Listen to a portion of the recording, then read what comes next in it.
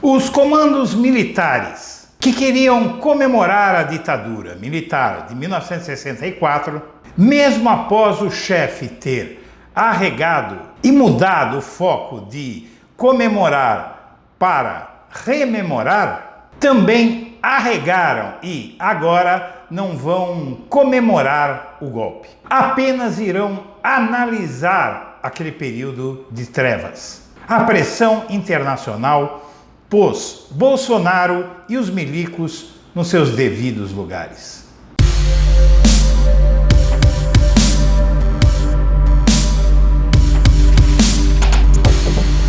Antes de começar o vídeo, eu quero pedir a você que acompanha o Blog da Cidadania que se inscreva no nosso canal. Curta e compartilhe os nossos vídeos, que assim você nos ajuda a fazer o nosso trabalho.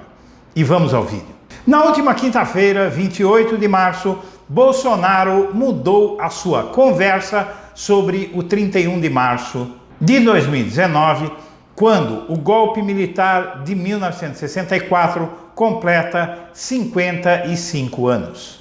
Disse que não mandou comemorar, mas sim rememorar o golpe. O que, como todos sabem, é mentira. Quando o senhor pede para comemorar o 31 de março, não volta nesse passado? Rememorar, rever, ver o que está errado, o que está certo.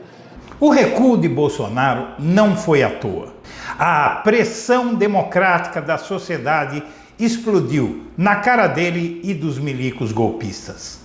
Além do Ministério Público Federal, da Defensoria Pública da União, várias ações populares foram protocoladas na Justiça com vistas a impedir o revisionismo histórico e um crime de responsabilidade, já que a Comissão Nacional da Verdade tornou posição de Estado o fato de que houve uma ditadura militar no Brasil. Violar esses cânones legais pode custar o mandato de Bolsonaro e os cargos dos chefes militares que o seguirem, sem prejuízo de outras sanções legais. Mas a pressão aumentou ainda mais e acabou não se resumindo apenas ao Brasil. A Ordem dos Advogados do Brasil deu início à denunciação internacional da tentativa criminosa de Bolsonaro de mudar a história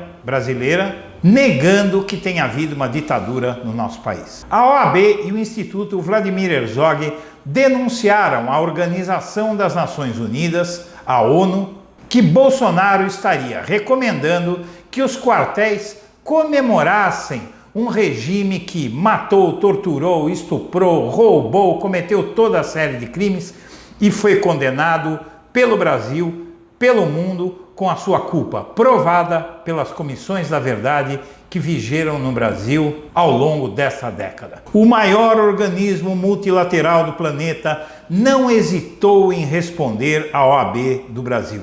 E nesta sexta-feira emitiu um comunicado em que condena o revisionismo histórico criminoso empreendido pelo presidente da República e por grupos militares de extrema-direita. Segundo a agência de notícias Rádio França Internacional, a ONU divulgou comunicado nesta sexta-feira, 29 de março, no qual pede para que Bolsonaro reconsidere os planos de comemoração do aniversário do golpe militar no Brasil, ocorrido em 31 de março de 1964. Em entrevista à RFI,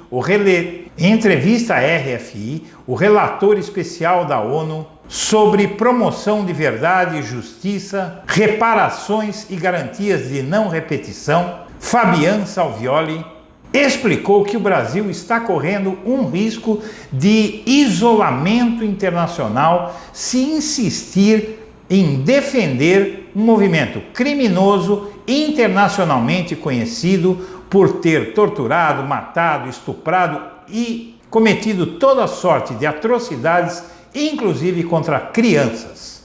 Confira um trecho da entrevista de Salvioli à Rádio França Internacional. Essa postura de Bolsonaro gera consequências junto à comunidade internacional? Pode isolar o país? Perguntou a Rádio França Internacional. Responde Fabian Salvioli.